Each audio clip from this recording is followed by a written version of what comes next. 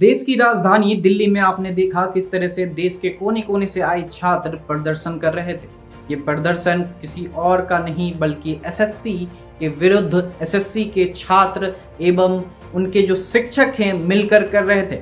उसमें आपने देखा कई तरह के क्लिप्स आपने देखा होगा कि भगदड़ मच गया, कुछ टीचर्स को डिटेन किया गया या फिर कुछ छात्र को भी डिटेन किया गया। लेकिन क्या था असल मुद्दा, क्या था असल कारण कि सारे छात्र को दिल्ली आना पड़ा अपने आवाज को सरकार के समक्ष या एसएससी के समक्ष रखने के लिए।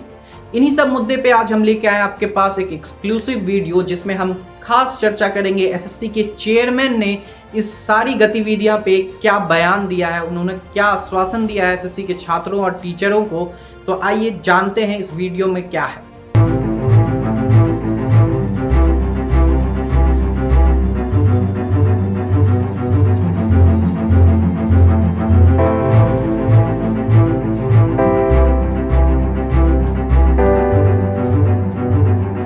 एसएससी की हालिया परीक्षाओं में सामने आई चुनौतियों को लेकर SSC chairman S Gopal Krishnan ने बड़ा बयान दिया है। उन्होंने कहा कि तकनीकी और प्रबंधन संबंधी समस्याएं सामने आई थी, लेकिन भविष्य में इन व्यवधानों को लगभग जीरो लेवल पर लाने का लक्ष्य एसएससी ने तय कर लिया है। नकल रोकने के लिए 24 जुलाई 2025 से आधार फेस ऑथेंटिकेशन और सीडीएसी की तकनीकी सहायता का इस्तेमाल भी शुरू कर दिया गया है। चेयरमैन ने बताया कि परीक्षा की पारदर्शिता बनाए रखने और गड़बड़ी पर लगाम लगाने के लिए नए पब्लिक एग्जामिनेशन एक्ट के तहत दोषी परीक्षा केंद्रों पर कार्रवाई भी की जा रही है और इसी संदर्भ में कई केंद्र मालिकों पर केस भी दर्ज कराए गए हैं। उन्होंने यह भी कहा कि परीक्षा केंद्रों की दूरी की समस्या अस्थायी है और इसे जल्द कम किया जाएगा। साथ ही भविष्य में सेंटर आवंटन का डेटा सार्वजनिक करने की योजना भी एसएससी जल्द बना रहा है, जिससे एग्जाम में ट्रांसपेरेंसी और बढ़ेगी। पिछले कुछ दिनों में आपने देखा एसएससी परीक्षाओं को लेकर कुछ चुनौतियां सामने आई, जैसे परीक्षा केंद्र पर देरी, पेन की गुणवत्ता को लेकर शिकायतें और कुछ जगहों पर तकनीकी गड़बड़ियां।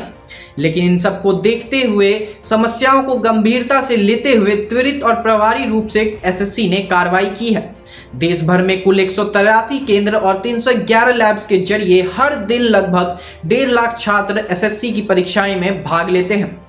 इस बार पहली बार आधार लिंक्ड एंट्री की शुरुआत हुई है, जिससे परीक्षा को अधिक फेयर और ट्रांसपेरेंट बनाया गया है। पहले दिन थोड़ी तकनीकी देरी जरूर हुई, लेकिन अब प्रक्रिया पूरी तरह से स्थिर और सुचारू हो चुकी है।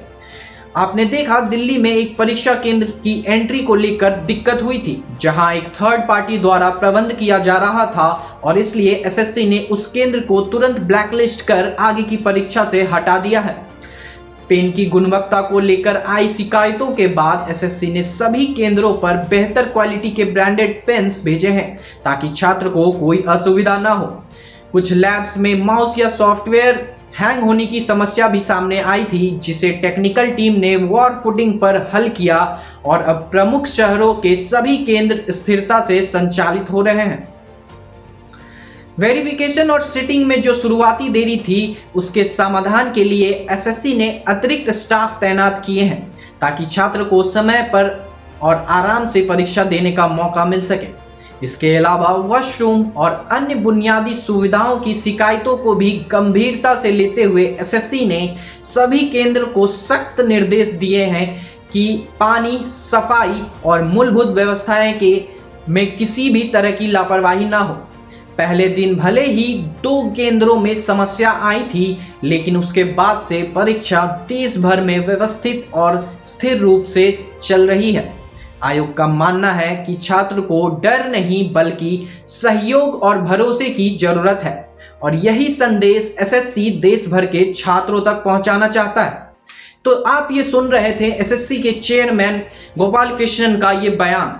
तो मेरा आप लोगों से एक आग्रह होगा कि आप जो स्टूडेंट हैं, आप जो छात्र हैं, जो एसएससी एग्ज़ाम की तैयारी करते हैं, अपने मन से, अपने पूरे दिलों से, पूरे लगन से तैयारी करते हैं और इस एक दिन का इंतज़ार रहता है कि जिस दिन एग्ज़ाम आएगा और हम अपना बेस्ट देंगे और कोई अच्छे सरकारी पद पे नौकरी करेंगे, अपना नाम रोशन करेंगे, अपने माँ बाप का नाम रोशन करेंगे, अपने क्षेत्र का नाम रोशन करेंगे।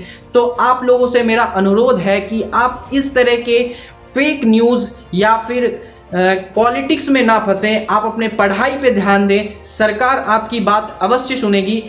संगठन या फिर जैसे यहाँ एसएससी का जो बोर्ड है, जो चेयरमैन, वो खुद कह रहे हैं हम सारी समस्या को सुन रहे हैं और उस समाधान को हम जल्द से जल्द प्रयोग में लाने की कोशिश कर रहे हैं। तो आप सबों से मेरा ये लास्ट अनुरोध होगा कि आप बस अपनी पढ़ाई पे ध्यान दें और परीक्षा को अच्छे से मन से लिखें, ताकि आप एक अच्छी नौकरी हासिल कर अपनी ज़िंदगी को सफल बनाएं। बहुत बहुत धन्यवाद इस वीडियो को देखने के लिए। अगर आपको ये जानकारी लाभदायक लगे और कुछ वैसे लोगों को ये लाभदायक हो सकती है जो इससे दूर हैं, तो उनके पास इस वीडियो को शेयर करें और अपने कमेंट बॉक्स में अपने सवाल या फिर अपने जो भी आपके मन में चल रहा हो कमेंट बॉक्स में डालें, ताकि हम उससे रिलेटेड और भी वीडियो सूचनाएं आपके समक्ष जरूर लेके आएँ। धन्यवाद।